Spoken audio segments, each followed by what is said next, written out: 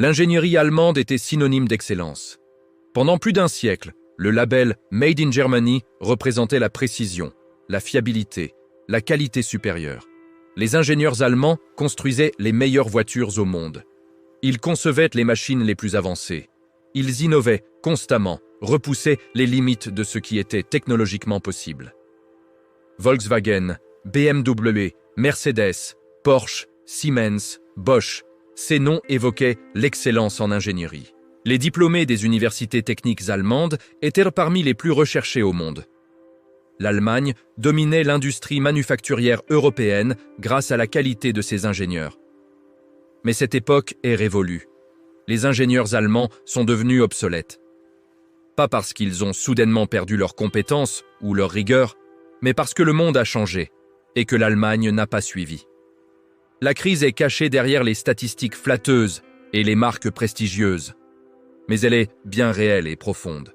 Pour comprendre pourquoi les ingénieurs allemands sont devenus obsolètes, il faut d'abord comprendre ce qui a changé dans le monde industriel. Pendant le XXe siècle, l'excellence en ingénierie mécanique était la clé de la domination industrielle. Les moteurs à combustion interne, les transmissions complexes, les systèmes hydrauliques, la métallurgie avancée, tout cela nécessitait une expertise en ingénierie mécanique que les Allemands maîtrisaient mieux que quiconque. L'industrie automobile allemande dominait précisément parce que fabriquer une voiture à combustion interne de haute qualité était incroyablement complexe et nécessitait des décennies de savoir-faire accumulé. Mais le XXIe siècle ne récompense plus l'excellence en ingénierie mécanique de la même manière. La révolution technologique actuelle est électrique, numérique, logicielle. Les véhicules électriques sont fondamentalement plus simples mécaniquement qu'une voiture à combustion. Un moteur électrique a peut-être 20 pièces mobiles. Un moteur à combustion en a plus de 2000. Toute la complexité mécanique dans laquelle les ingénieurs allemands excellaient devient obsolète.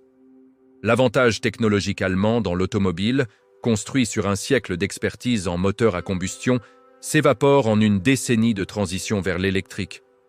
Tesla, une entreprise fondée il y a seulement 20 ans par un entrepreneur qui n'est même pas ingénieur automobile de formation, produit maintenant des véhicules électriques qui surpassent les voitures allemandes sur de nombreux critères. Comment est-ce possible ?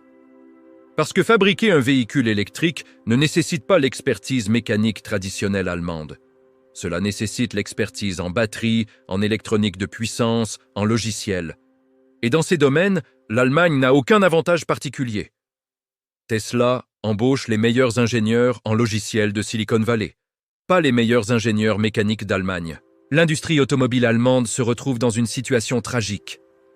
Elle a investi des milliards dans le développement de moteurs diesel propres, de transmissions sophistiquées, de systèmes mécaniques avancés. Tout cet investissement devient sans valeur à mesure que le monde passe à l'électrique. Les ingénieurs allemands qui ont passé leur carrière à perfectionner les moteurs à combustion découvrent que leurs compétences ne sont plus pertinentes. Recycler ces ingénieurs vers l'électrique et le logiciel s'avère extrêmement difficile. Ce n'est pas juste apprendre de nouvelles technologies, c'est un changement complet de paradigme. Le scandale du Dieselgate chez Volkswagen, en 2015, a exposé brutalement les limites de l'approche allemande. Plutôt que d'admettre qu'ils ne pouvaient pas respecter les normes d'émission avec la technologie diesel, les ingénieurs allemands ont triché. Ils ont installé des logiciels pour détecter quand la voiture était testée et modifier le comportement du moteur uniquement pendant les tests. Cette fraude massive a détruit la réputation de l'ingénierie allemande. Mais plus révélateur encore, elle a montré que les ingénieurs allemands étaient meilleurs pour tricher avec des logiciels que pour réellement innover dans les technologies propres. Le logiciel de fraude était sophistiqué. La technologie diesel propre ne l'était pas. La Chine est en train de dévorer l'industrie automobile allemande. Les constructeurs chinois, comme BYD, produisent maintenant des véhicules électriques de qualité comparables aux voitures allemandes, mais à des prix nettement inférieurs. BYD a dépassé Tesla pour devenir le plus grand fabricant de véhicules électriques au monde. Les voitures chinoises envahissent le marché européen. Les constructeurs allemands perdent rapidement des parts de marché. Comment la Chine a-t-elle rattrapé si vite ? Parce que dans les véhicules électriques, l'avantage historique allemand en ingénierie mécanique ne compte pas. La Chine contrôle la chaîne d'approvisionnement des batteries. Elle a les ingénieurs logiciels nécessaires. Elle peut produire en masse à bas coût. L'Allemagne se retrouve sans avantage compétitif. Le problème dépasse largement l'industrie automobile. Toute l'industrie manufacturière allemande est construite sur une expertise en ingénierie mécanique traditionnelle qui devient moins pertinente.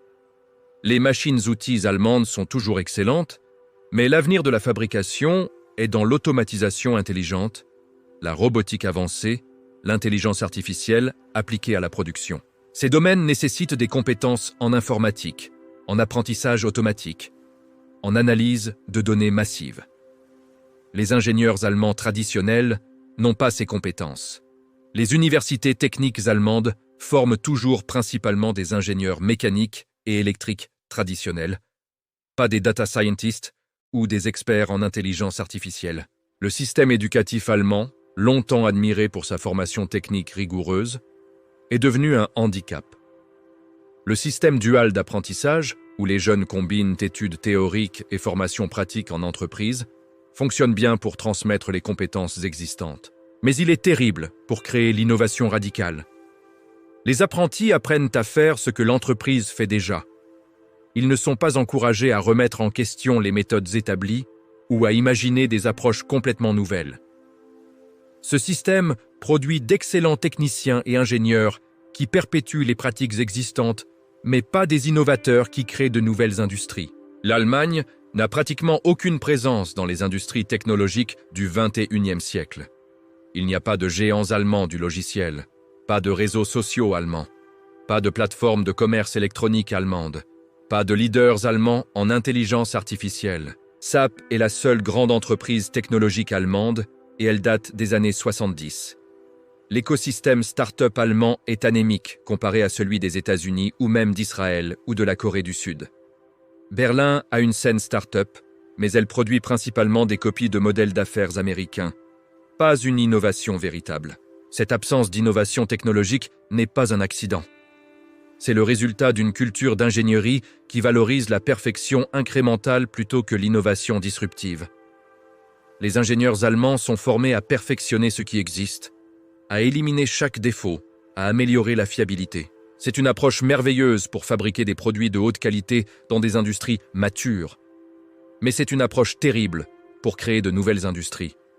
Silicon Valley tolère l'échec et encourage l'expérimentation rapide. L'Allemagne stigmatise l'échec et exige la perfection. Dans un monde qui change rapidement, la perfection lente perd face à l'expérimentation rapide.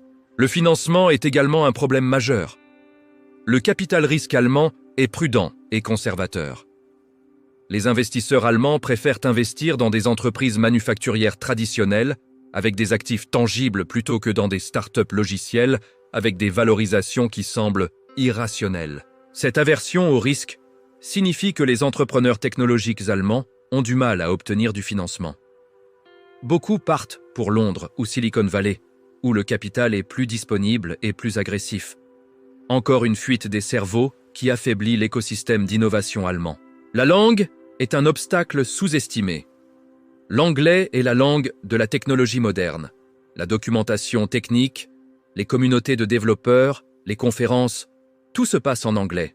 Les ingénieurs allemands qui ne maîtrisent pas parfaitement l'anglais sont coupés de l'écosystème d'innovation mondiale. Ils peuvent lire des articles académiques en anglais, mais participer activement aux discussions techniques rapides sur GitHub ou Stack Overflow nécessite une fluidité que beaucoup n'ont pas. Cette barrière linguistique isole les ingénieurs allemands et les empêche d'absorber rapidement les nouvelles idées. La bureaucratie allemande étouffe également l'innovation. Créer une entreprise en Allemagne nécessite de naviguer dans un labyrinthe de réglementation. L'embauche et le licenciement sont strictement réglementés. Les lois sur la protection des données sont parmi les plus strictes au monde. Toutes ces réglementations sont bien intentionnées, mais elles créent un environnement hostile aux startups technologiques qui ont besoin de flexibilité et de rapidité. Une start-up technologique à Berlin fait face à 10 fois plus de paperasserie qu'une start-up équivalente à San Francisco. L'âge moyen des ingénieurs allemands augmente. La nouvelle génération de jeunes Allemands ne veut plus nécessairement devenir ingénieur. Ils voient que les vraies fortunes se font dans la finance le conseil, le droit, pas dans l'ingénierie traditionnelle. Les meilleurs étudiants allemands choisissent de plus en plus ces carrières plutôt que l'ingénierie. Ceux qui choisissent l'ingénierie sont souvent attirés par l'informatique plutôt que par la mécanique ou l'électrique. Le résultat est une pénurie croissante d'ingénieurs dans les disciplines traditionnelles qui ont fait la force de l'Allemagne. L'immigration pourrait théoriquement compenser cette pénurie, mais l'Allemagne a du mal à attirer les meilleurs talents internationaux en ingénierie. Pourquoi un brillant ingénieur indien ou chinois choisirait-il l'Allemagne plutôt que les États-Unis? Les salaires sont plus bas en Allemagne. La langue est un obstacle. Les opportunités de carrière sont moins excitantes. Les États-Unis offrent Silicon Valley, les projets les plus innovants au monde, la possibilité de devenir millionnaire avec des stock options. L'Allemagne offre un emploi stable dans une grande entreprise traditionnelle. Pour les talents vraiment ambitieux, le choix est évident. Les grandes entreprises allemandes elles-mêmes sont devenues sclérosées. Elles sont dirigées par des gestionnaires conservateurs qui ont gravi les échelons pendant des décennies. Ces dirigeants sont excellents pour gérer des opérations existantes, mais terribles pour transformer radicalement l'entreprise. Quand Volkswagen devait passer à l'électrique, les dirigeants ont résisté aussi longtemps que possible, parce que cela menaçait leur expertise et leur pouvoir. Seul le scandale du Dieselgate et la pression réglementaire les ont forcés à agir. Mais maintenant, ils sont des années en retard sur Tesla et les Chinois. La culture d'entreprise allemande valorise la hiérarchie et l'ancienneté. Les jeunes ingénieurs avec des idées nouvelles sont rarement écoutés. Le respect est accordé en fonction de l'ancienneté, pas de l'innovation. Un jeune ingénieur qui propose une approche radicalement différente sera poliment remercié puis ignoré par ses supérieurs qui savent mieux parce qu'ils ont 30 ans d'expérience. Cette dynamique tue l'innovation. Les grandes percées technologiques viennent souvent de jeunes gens qui n'ont pas encore appris pourquoi quelque chose est impossible. L'Allemagne est également en retard dans la transformation numérique de l'industrie. L'industrie 4.0, l'idée de numériser et de connecter toute la production manufacturière, était censée être un domaine où l'Allemagne excelle. Après tout, c'est un concept allemand, mais dans la réalité, les États-Unis et la Chine avancent plus vite. Les usines allemandes restent largement traditionnelles. L'adoption de l'intelligence artificielle, de l'Internet des objets, de l'analyse prédictive dans la fabrication est lente. Les entreprises allemandes hésitent à investir massivement dans ces technologies parce qu'elles ne sont pas encore parfaitement au point. Pendant qu'elles attendent la perfection, leurs concurrents avancent avec des solutions imparfaites mais fonctionnelles. Le changement climatique et la transition énergétique exposent également les limites des ingénieurs allemands. L'Allemagne s'est lancée dans l'Energiewende, mais les résultats sont décevants. Les coûts de l'électricité ont explosé. La fiabilité du réseau a diminué. L'Allemagne brûle plus de charbon qu'avant. Les ingénieurs allemands n'ont pas réussi à résoudre le problème fondamental du stockage de l'énergie ou de l'intermittence des renouvelables. Ils ont construit des milliers d'éoliennes et de panneaux solaires, mais ils n'ont pas créé de vraies innovations technologiques. Pendant ce temps, Tesla développe des batteries révolutionnaires et transforme l'industrie énergétique. La vérité brutale est que l'excellence en ingénierie mécanique traditionnelle n'est plus un avantage compétitif décisif dans le monde moderne.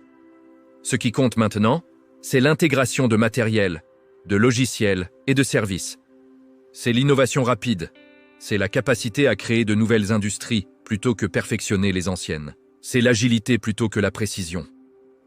Les ingénieurs allemands, formés dans une tradition d'excellence incrémentale, se retrouvent inadaptés à ce nouveau monde. Ils ne sont pas devenus incompétents.